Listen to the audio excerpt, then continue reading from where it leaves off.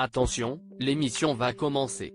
Le 29 novembre 1961, Mariti et Gilbert Carpentier proposent un tout nouveau divertissement aux téléspectateurs. Chansons, numéros de music hall, sketch, le couple s'apprête à révolutionner le monde de la télévision avec leur programme La Grande Farandole, diffusé sur l'ORTF. Avec cette nouvelle émission qui aura lieu le mercredi, une fois par mois, le service des variétés a voulu présenter un spectacle avec la chaleur d'un public tout en gardant les avantages d'un studio, mobilité des caméras, plusieurs endroits de jeu, qualité des éclairages, etc.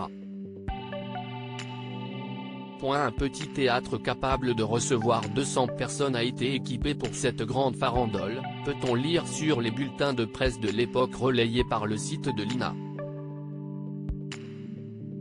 Pour ce premier numéro, Mariti et Gilbert Carpentier voient les choses en grand et décident d'inviter Gilbert Bécaud.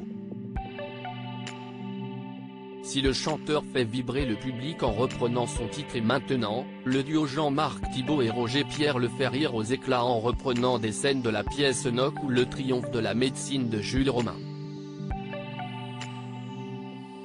Pour apporter un peu de strass à cette première édition, le couple fait appel à la meneuse de revue Dominique venue rendre hommage à Joséphine Baedeker.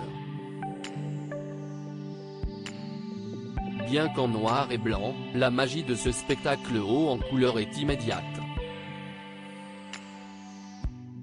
En tombant amoureux l'année de leur baccalauréat et en décidant de travailler ensemble, Mariti et Gilbert Carpentier ne s'attendaient pas à devenir les précurseurs des plus grandes émissions de divertissement et de variété françaises.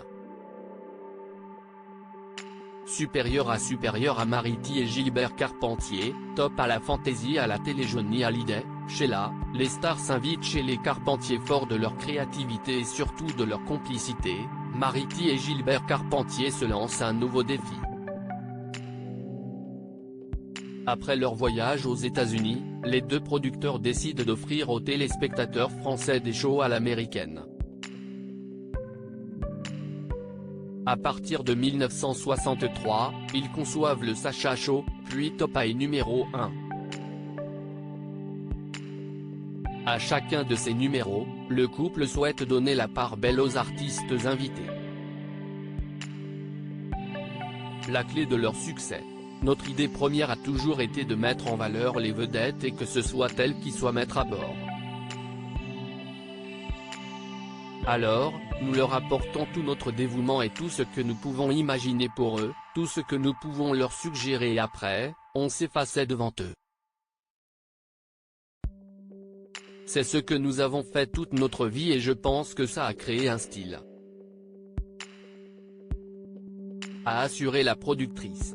Tandis que Gilbert s'occupe avec soin des décors et de la technique, son épouse Mariti, surnommée la nounou des artistes, gère la partie artistique pour offrir un spectacle digne de Broadway.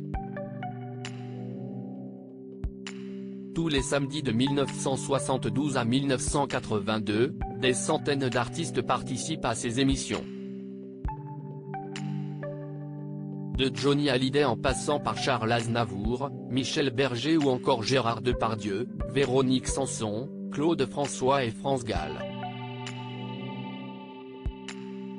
Tous se prêtent volontiers au jeu des déguisements et des mises en scène conçues comme des scènes de comédie musicale. Ceux qui le faisaient, ceux qui y dansaient, chantaient et se déguisaient possédaient une grande qualité, ils s'amusaient beaucoup et ne s'interdisaient rien, ils ne se prenaient pas au sérieux. C'était comme un terrain de jeu avec Sardou en mexicain, Johnny en pingouin, Carlos en glaçon géant, Clo-Clo en policier, Sylvie Vartan ou Sheila en danseuse de French Cancan, sans oublier Henri Salvador, Joe Dassin, Sacha Distel ou Chantal Goya. Se souvient Jérôme Anthony qui a signé avec le producteur de télévision Philippe Thuillier Mariti et Gilbert Carpentier, l'âge d'or des variétés aux éditions du Chêne. Une recette simple et populaire qui attire près de 16 millions de téléspectateurs chaque semaine. Cependant, les strass et paillettes perdent leur éclat dans les années 1980 suite à la restructuration du paysage audiovisuel français. Mariti et Gilbert Carpentier, les rois de la variété au milieu des années 1990, le règne des Carpentier s'achève. Une page du divertissement se tourne mais laisse derrière elle un souvenir indélébile. Mariti et Gilbert, car ils formaient vraiment un vrai duo, ont écrit quelques-unes des plus belles pages de la télévision de divertissement. Ils ont fait une télévision chic, élégante, distinguée, spirituelle, habillée qui faisait rêver. S'est remémoré Michel Drucker sur le JT de France 2 lors du décès de Mariti Carpentier, le 23 novembre 2002. Sheila s'en souvient encore comme un grand moment plein de joie, de bonne humeur, des rendez-vous bon enfant selon Alain Souchon, un label qualité, un label qui fait rêver aux yeux de Mireille Mathieu, qui détient le record des shows qui lui ont été consacrés avec 12 numéros. Si Mariti et Gilbert Carpentier sont aujourd'hui décédés, ils ont bel et bien marqué à jamais l'histoire du divertissement sur le petit écran. Crédit photo, SIPA.